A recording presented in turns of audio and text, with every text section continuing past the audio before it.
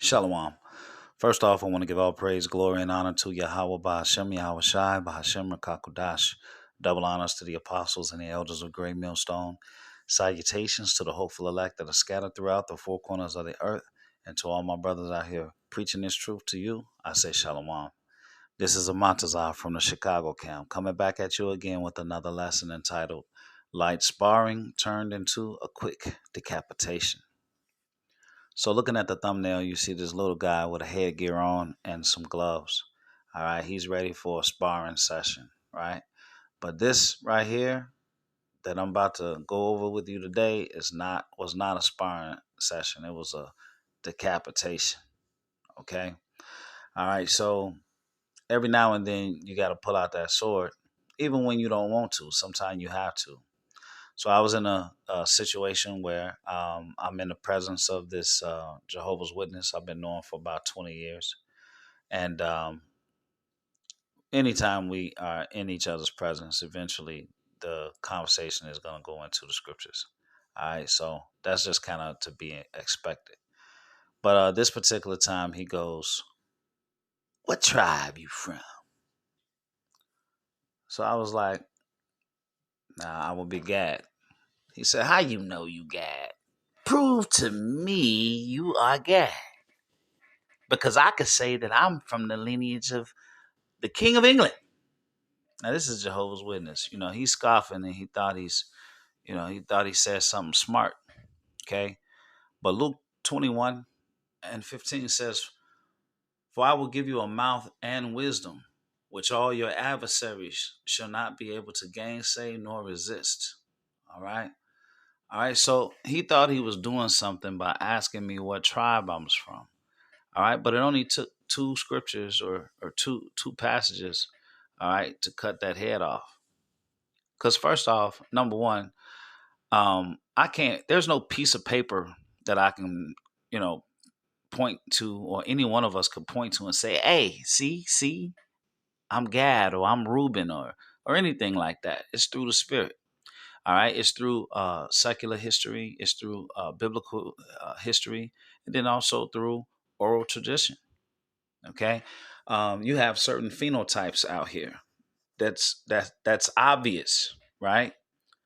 If you get a so-called Israelite and lay down with a Edomite woman, that child is going to have certain phenotypes or physical characteristics that's going to basically say, "Hey, this person is so-called mixed," right? Well, you have that in the so-called um, with Jake all the time. Jake always talking about Indian hair, right? She got Indian hair, or he got Indian hair. Well, that's part of the phenotype, okay? That's part of the proof. The proof, right? But anyway, so this particular guy doesn't have any clue about Second Ezra 13th chapter in the northern kingdom that was brought to the New World. He doesn't have any idea that the so-called North American Indians were Israelites. He doesn't have any understanding of the earthworks or the Decalogue stones, namely the Lost Luna stone, the Newark stone, the Back Creek stone. He has no idea about these things, right? So he's basically talking from a standpoint, right, of white supremacy, because that's all Jehovah Witness is. It's white supremacy. All forms of Christianity, okay. One of the things that they have in common is the replacement theology, okay, where the Lord has to cast off the nation of Israel in order for them to basically have salvation, or what they think is salvation. Because it's very clear the Lord was only dealing with the seed of Israel all throughout the scriptures. Okay? So when he goes, "What tribe are you from?" that was his way of trying to disprove, that you're connected, okay, the Israelites are connected to Yahushua.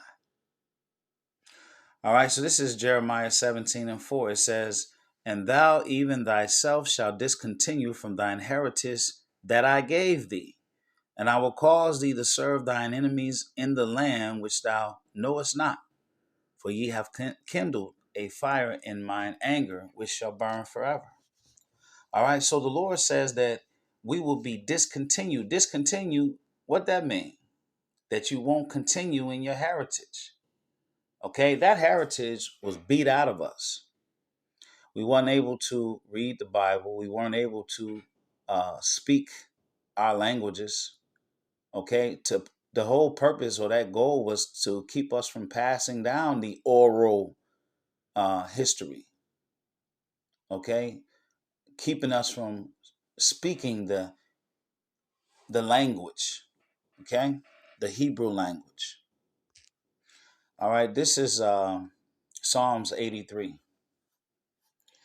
We'll start at verse 2. It says, "For lo, thine enemies make a tumult, and they that hate thee have lifted up the head.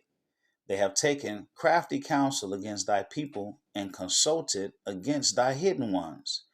They have said, Come and let us cut them off from being a nation, that the name of Israel may be no more in remembrance. For they have consulted together with one consent. They are confederate against thee." And then it goes on to list, okay, those nations that were confederate, okay, that are confederate against the Lord. Starting off with the tabernacles or the houses of Edom, okay, which is your Edomites, okay. They're leading this charge. All right, this is Psalms 2:1. It says, "Why do the heathen rage and the people imagine a vain thing?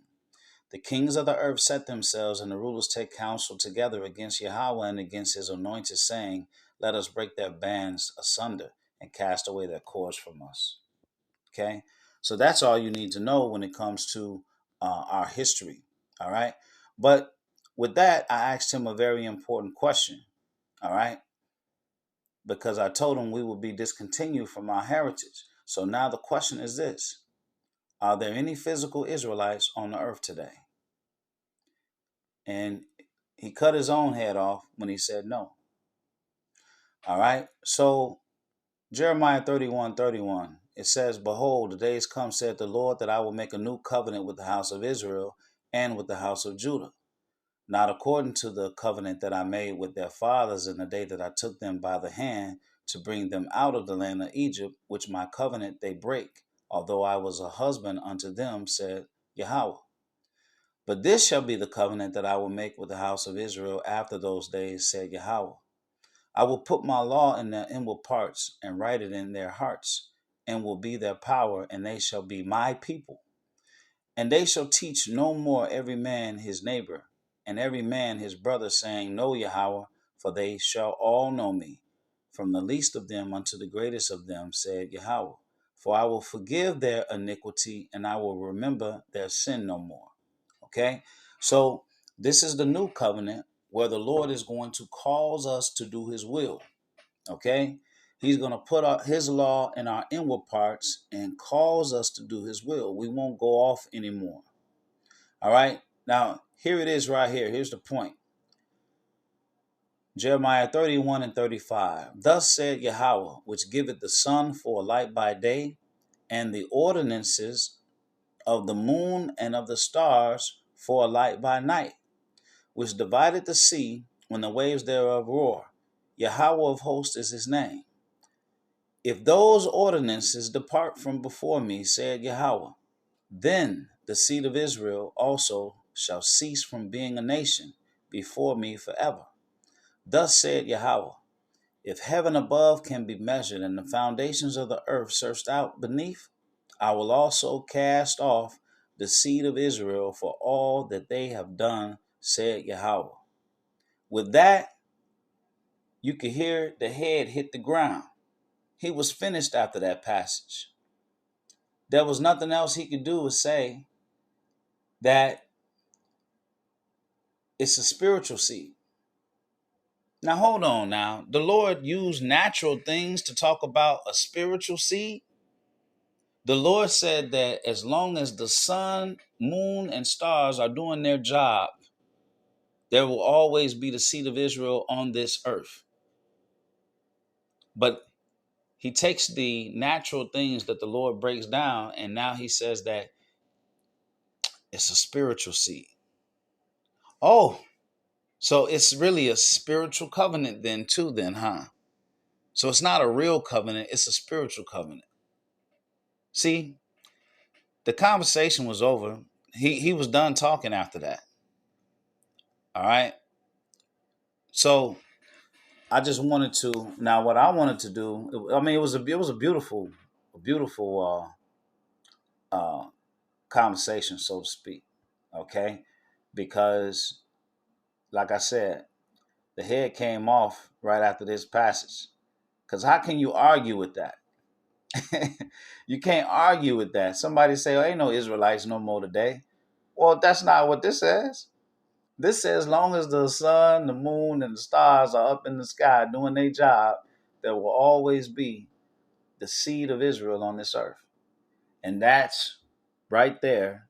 That's how, all right, or that's why Christianity in all its forms, all right, tries to separate you from the seed. Okay? They want to separate you from the seed because you Israelites, you so-called blacks, Hispanics, Native Americans, West Indians, and Haitians, you are the seed of Israel. Okay? And this message is unto you. All right. But I'm going to go ahead and close out and come back for part 2. I pray that this lesson has been edifying to the next one. Shalom.